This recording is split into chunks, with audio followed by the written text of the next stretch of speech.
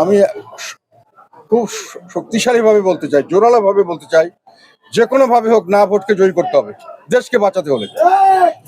আমার ধারণা এবার আমাদের যে পুরনো ঐতিহ্য ছিল এই এলাকায়, যেটা দীর্ঘদিন আমরা বিভিন্ন কারণে ধরে রাখতে পারিনি, আমাদের প্রতি অনেক অন্যায় বিচার করা হয়েছে। এবার যদি সুষ্ঠুভাবে সবখানে আমাদের ভোট করতে পারি, এখন পর্যন্ত মোটামুটি আমরা ভালোভাবেই ভোট করছি, যতটুকু জানতে পারছি। যদি সুষ্ঠুভাবে আমাদের ভোটাররা যেতে পারে, ভোট দিতে পারে এবং সুষ্ঠুভাবে গণনা হয়, ফলাফল হয়, তবে আমরা রংপুর বিভাগে এবার অনেক বেশি সিট পাবো, অনেক বেশি ভোট পাবো। আমি খুব শক্তিশালীভাবে বলতে চাই, জোরালোভাবে বলতে চাই, যে কোনো ভাবে হোক না ভোটকে জয়ী করতে হবে দেশকে বাঁচাতে হলে। কেননা যেখানে এটা অনেক সময় অনেকে বুঝতে পারছেন না। আমার কথা হলো, যখন দেশে একটি সাধারণ নির্বাচন হচ্ছে, সেখানে জনগণের ভোটে নির্বাচিত একটি পার্লামেন্ট এবং একটি সরকার হবে, এবং তারা সেই পার্লামেন্টের নিয়ম অনুযায়ী, সংবিধান অনুযায়ী সেখানে সব ধরনের সংস্কার করা হবে। তাকে পাশ কাটিয়ে এখন কি দরকার পড়লো আর একটা গণভোট করার? কি উদ্দেশ্য? এই গণভোটের মাধ্যমে কি ম্যান্ডেট তারা চান? আমরা যেটা বুঝতে পারছি, তারা একটি সাম্প্রদায়িক রাষ্ট্র, উগ্রপন্থী এই ধরনের মানুষের একটি রাষ্ট্র তৈরি করার জন্য তারা নতুনভাবে সংবিধান সংশোধন করবেন, সংবিধানকে পরিবর্তন করবেন, যেটা জনগণের ভোটের চেয়ে তাদের কাছে এখন দরকার যে কোনো প্রক্রিয়া এই জিনিসটি করার জন্য। এবং সেখানে তারা সেই কারণেই তারা গণভোট অনুষ্ঠান করছেন। একই সঙ্গে সাধারণ নির্বাচনের সঙ্গে গণভোটের কোনো প্রশ্নই আসতে পারে না, এবং গণভোট করার কোনো অধিকার বর্তমান অন্তর্বর্তীকালীন সরকারের নাই।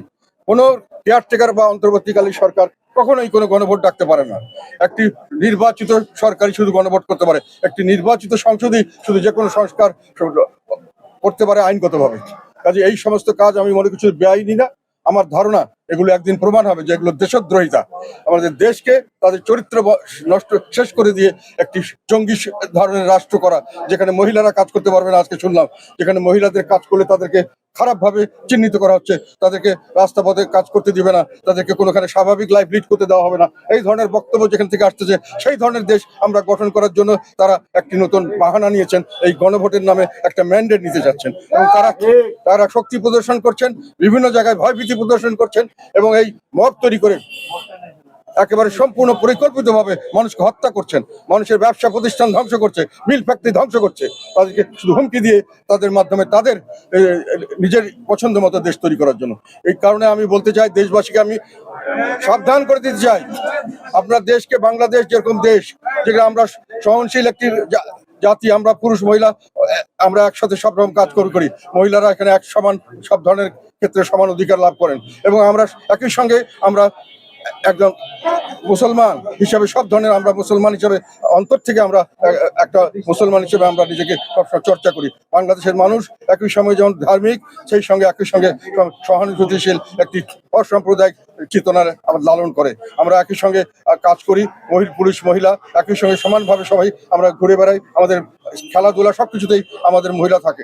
এখানে একটা কথা আমি বলতে চাই, যারা এই সমস্ত কথা বলছেন, মহিলা যে পরিবারে মহিলা একমাত্র মেয়ে থাকে, সে যদি চাকরি করে, তাকে যদি চাকরি না করতে দেওয়া হয়, সেই পরিবার চলবে কিভাবে?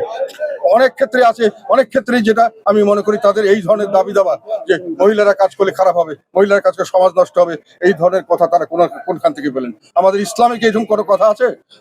আমাদের হযরত মুহাম্মদ সাল্লাল্লাহু আলাইহি ওয়াসাল্লাম তার নিজের পরিবারবর্গ, তারাও যুদ্ধ তাদের সঙ্গে যেতেন, সবকিছুর মধ্যে তারা সমানভাবে অধিকার ভোগ করতেন। কাজে আমি এইসব কথা নিয়ে কথা বলতে চাই না, শুধু আমি জনগণের কাছে সতর্ক করে দিতে চাই, দেশকে, আমাদের যে প্রাচীন ঐতিহ্য, এটাকে যদি বাঁচিয়ে রাখতে চান, আমরা মুসলমান হিসাবে যেমন আমরা সম্পূর্ণ ধার্মিক মুসলমান, একই সঙ্গে আমাদের নিজস্ব যে সংস্কৃতি সেটাও আমরা ধারণ করে রাখতে চাই। সেটাই চিরচারিত বাংলাদেশ, সেই বাংলাদেশকে আমরা লালন করতে চাই, সেই বাংলাদেশকে আমরা সামনে এগিয়ে নিয়ে যেতে চাই। আমরা বাংলাদেশের নামে একটি সাম্প্রদায়িক এবং সন্ত্রাসী উগ্রপন্থী দল, উগ্রপন্থী দেশ হিসেবে আমরা বাংলাদেশকে দেখতে চাই না। তার জন্য আমি না ভোট দিতে বলছি। আমি মনে করি না ভোট, এবং এই সম্পূর্ণ না ভোট শুধু নয়, এই গণভোটকে আমরা যে কোনো ভাবে প্রতিহত করা উচিত দেশবাসীর। গণভোটের কোনো প্রয়োজন নাই, যেখানে জনগণের সরকার গঠিত হতে যাচ্ছে, যেখানে জনগণের সংসদ গঠিত হতে যাচ্ছে, তখন কেন আমি গণভোট করে আর একটা কি করতে চাচ্ছি, কি আমার এজেন্ডা দরকার? সেটাই আমরা বললাম যে এজেন্ডা দরকার একটি সন্ত্রাসী এবং সাম্প্রদায়িক একটি উগ্রপন্থী একটি দল, উগ্রপন্থী একটি দেশ তৈরি করার জন্য, যেটা আমাদের সংস্কৃতির সঙ্গে যায় না, যেটা আমাদের মানুষের স্বাভাবিকত্বের সঙ্গে যায় না। সেখানে আমি সেটার জন্য জনগণকে রুখে দাঁড়ানোর জন্য আমি আহ্বান করছি।